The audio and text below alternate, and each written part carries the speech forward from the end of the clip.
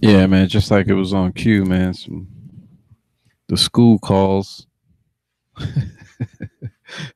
on the last day of school, they talking about something. And, see, I can't even say.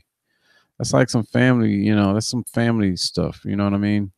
I can't even say what's going on in my family. And then you got these people living public lives, but they also have private lives and their business is out there, you know, and they're conflicted already, especially if they don't like Trump. Hell, they talking about America is great and they talking shit. They can't even control their own shit, and they talking about Trump. He trying to run the country. But anyway, and all his kids seem to be kind of normal for the most part. Um, but yeah, so we live. So I'm just a normal dude out here. I'm doing a YouTube thing, and I'm getting a call from the teachers or from, I'm like, all right, hey, is she alive? Okay, cool. All right, well, I'll deal with that later. You know what I mean? Like if she's alive and she ain't hurt or nothing, you know, that's something that we could talk about later, you know. But yeah, so we constantly having to deal with this. And then the same thing with the Kate Spade thing, man. It seemed like she was always talking about her daughter and how difficult it is to understand. And my daughter is the same age as or around the same age as her daughter, I think, maybe within a couple years. And I understand what she was talking about. And so then you mix in possible alcohol or drugs. Seemed like Bourdain was off that for a while. I don't know what was going on in Kate's life or any of these other people, but what I was moving towards is all the veterans that saw things and had to deal with things and have to deal with these things every day. Um, and then you add in the fact that there's so much we don't know about that. I was like I said before, I was listening in on I Smoke Hip Hop's his uh his live cast like 2 or 3 nights ago. And just briefly, he talked about some of the things that you don't hear about in the military that's going on. Like they see something happen right there, right? And then if they see it in the news, it's something that's completely different from what happened um in in real life. You know what I'm saying? Like one thing I think he mentioned was like uh one guy's wife had sex with another guy. He went and shot him, right? He shot the dude, and in the news it came out that he died from friendly fire on the battlefield to go out, as a hero type. You know what I'm saying? So if you just take that, right? These regular dudes going through regular shit in their regular lives, and then you add a whole bunch of money, any drug you want, any kind of influence you can have, right? And you supposed to be this big figure, and then inside your own head and in your heart and your life that things aren't perfect. That's a lot. That's a burden to bear. Me as a regular person, I feel like again, this is what I was saying before the phone cut in last time. I feel like I'm a regular person, but I also know that I have other people that I have to take not take care of. They got their own lives, but I'm kind of having to keep an eye on and make sure they okay. I think it's a symptom of being the oldest kid. Really, my brother's the oldest, but we kind of it's kind of like you put one son over here and you put one son over there, and then those two sons are kind of like the you know, not the watchers, but the kind of the okay, make sure everybody's okay. You know, I'm not gonna be in your life, but if you have an issue, you know, you feel like they can come to you. That person, talking about that person. You know what I'm saying? And and we're out here. You know, um, maybe these people are those people in their lives, but because they're attached to Hollywood, and they're attached to that whole boiler, that cauldron, that cesspool. What's up, Carlos? Carlos CEO Jean. Yeah, I'm back, man. I'm sorry. I saw that message. I was just in a zone. You know how you get, man. You be talking to yourself in the room, man, and you be like, "Oh man, I see the mailman. I gotta talk to him, but I'm in a moment, or yeah, or whatever it is." Um, I can see how it'd be heavy, but I remember I remember when I was growing up, my dad. I don't know, man. My dad, you know, now that I'm older, I see him as a wise figure, just because he told me what I needed to know when I needed to know it. And that's a hard thing to do, man. Not revealing too much before it's time, because anybody can take that information and do some crazy things if they're not ready for information. You know what I'm saying? It can shut a person down. It can build a person up too much. But my dad, man, he always seemed to give me what I needed when I needed, and didn't really hammer that point, but he would drop it every once in a while. Be like, told you. I can't say some of the stuff he said. Yeah, you know what I'm saying? Like when somebody tells you something, like, or when it's like, you know, somebody's not ready for a certain piece of information that you got, and it's just like you want to tell them so bad, but you know it's just going to fall on deaf ears. It's not the pearls before the swine. It's the race car souped up to the 16-year-old. They not ready for that.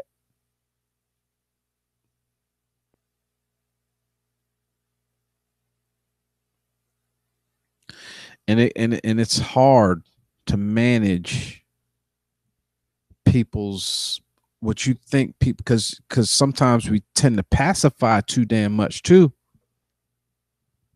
and that can go the wrong way. You pacify somebody too much, they become weak, and then it's like, oh, I went wrong that way.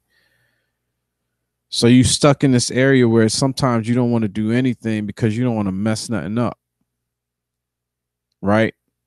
But some people can't do nothing, and that's the wisdom of my dad. But back to this Holly weird thing, man. These people got demons. I don't want to speculate, because but it's fun to do that, because then you can say, yeah, I was on record. Who knows? Like, I tried to look up some Anthony Bourdain clips, and I found a few, but then there was this one that said harassment in the food industry or something like that. And I've tried over and over to try to see what that one said, but I can't get through to that one. You know what I mean? Like, what is the harassment? Could possibly he have been on the horizon as part of this new Me Too movement? Did he do something possibly that maybe he was embarrassed about, or was it that he had so much responsibility that he couldn't deal with it? Or maybe there's some information that came in and he was just like, you know what? Damn, all of this. I put all this work in and this is what I get done. I don't know what made people do that, but back when I was a kid, back to my dad, my dad told me, he said, you know, suicide is one of the ultimate sins. He said, you ain't coming back from suicide, number one, but not only that, it's a sin because it's saying that you don't trust God enough to help you through the things that you're going through. And he said that's kind of like blasphemy almost, you know. So if you commit suicide, you're going straight to hell. I'm like, well, I don't want to go straight to hell, so I guess that's out. No, I mean, it wasn't like that. It wasn't like he was counseling me through, hard time or anything, but I don't know how we came up with that issue, you know. He knew I was an inquisitive kid, I guess. You know, I don't know how that came up, but I guess somebody in the news that time maybe committed suicide. Um, but he I remember him saying that, and I was, I guess, in between 9 and 12, I guess. And I'm just like, wow, because you're gonna reach some hard times in your life, man, and it's just gonna be like, oh man, how do I just end this? I guess, and I'm just here to say not that's probably the worst way, because what you don't see as a young person is all the hardships that you went through, that you got through, that added to who you are now. And that's the hardest thing for young people to see. That's the hardest thing. You're not thinking that there's a possibility for you to be in a way better place at some later date. So you're thinking that, how could things be any get better from here, right? For you. And unless it's like something, I hate to even go down that road unless, right? Because then at least, well, yeah, that's what I got, and then I'm dead. Whatever. People do crazy shit with information, but here's the thing: you just a normal person, and the more obstacles you reach and you go over, the more confidence you have in yourself. But here's the thing with these people that are committing suicide in Hollywood and these, high places, it's just like they've already gotten to those places and they still got issues. So they's just normal people. How about you be better than them? How about you deal with your own issues, work through them, right? Work through your issues, conquer them, and then look back and says, "Wow, I did that." It's a good feeling. And if you can, you know, for those of you who've graduated from college, I hate to take it here, but I not hate to, but if you can imagine that last exam before you graduated, if you graduated high school, whatever level you achieved and you went past it, that last one, the relief you felt, and you look back and you say, "Whoa, I took this class and I took that class and I learned this and I learned that and I finished."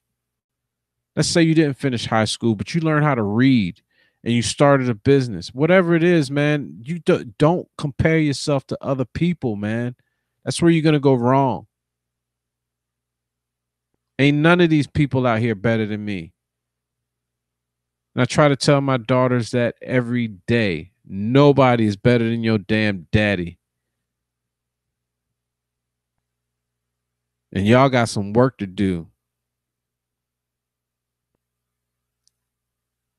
Y'all got a lot of work to do, because I see brilliance in these kids, but there are gaps. And I'm trying to work on the gaps and trying to heighten the brilliance. Stick to the brilliance and show them how brilliant they are, but say, look, if you got this over here too, you can make bank, dude. Then you won't have to worry about like this other stuff, you know? I'm trying to instill different values, not money, but the ability to go get the things that you want by creating situations that's going to make it better for you, increase your personal value, not only to other people, but to yourself.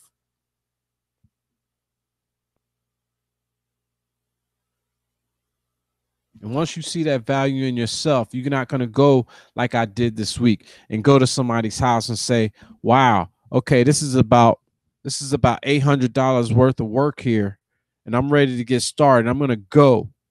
Man, I can't wait to get started. And they come back and say, hey, I was going to pay you $40. I'm like, oh, you got to understand your worth, man. Hey, you know what? If you can get that for $40, I encourage you to do it now. Go get it. Call up whoever did it for $40 and get them to do it right now.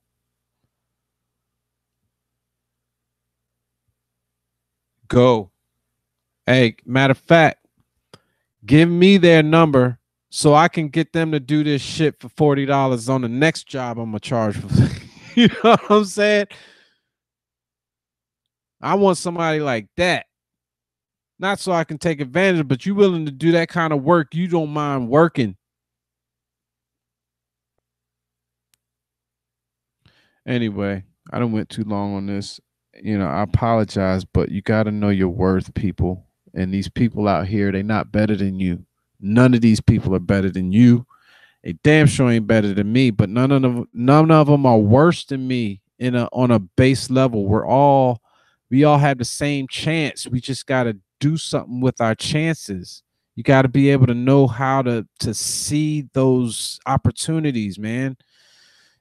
So many opportunities that I've dropped. I remember like 10 years ago, I was looking at doing something with not network marketing, but online affiliates. Right. I was setting up. I got up to the point where all I had to do was invest $50 and I could have had 300 freaking dollars a day, dude. Now looking back where I was, but I was afraid because that 50 freaking dollars. You understand? It's about recognizing opportunities, recognizing the value of you, and then other people will see how much you love yourself, and that's attractive. That's that's people want that. People want to be around somebody that loves himself enough to say I'm worth it. You got to love you, dude. And that's so hard. You can't teach that. Where does that come from? I don't know where that comes. I love me. Maybe it's a process, and that goes back to what I was saying before, man. You got to understand that, like, every process that you go through and that you achieve something after having gone through it, it adds to your self-worth. And and I, it's hard to see, and I can't judge these people who are high up who do this to themselves because I'm not there. I'm not going to judge these people for doing that. Yeah, I got my favorites and I got my least favorites. You know what I'm saying? I can't judge them. I don't know how this would benefit any of them, because they could look at me and say, you ain't here. I don't know. I don't know their bag, man. I just know my bag, and I'm just gonna keep trying for now. Hell, you might see my black ass hung up by something saying, fuck it. I don't know the future, dude. I don't know what's gonna happen. I know that ain't on my damn radar. I don't I don't understand it. I'm just gonna keep on believing that I'm going straight to hell and I'm gonna burn forever. Anyway, that's my time. I gotta go see what's up with the kids and school and oh yeah, I got married like what 13 4 what year is this? 18. Yeah, 13 years ago today. So I gotta go pick the lady up a flower or fucking candle or some shit. And yeah, peace out. Therefore, on the other hand, nevertheless, word, Peace. I love y'all, and just keep on trying, dude. Keep on conquering. Keep on doing it, dude. Just pick one thing that you're gonna conquer today and fucking say, look, I did that shit. And then pick one more thing. Maybe tomorrow pick two things, right? Just keep on keeping on, dude. I'm out.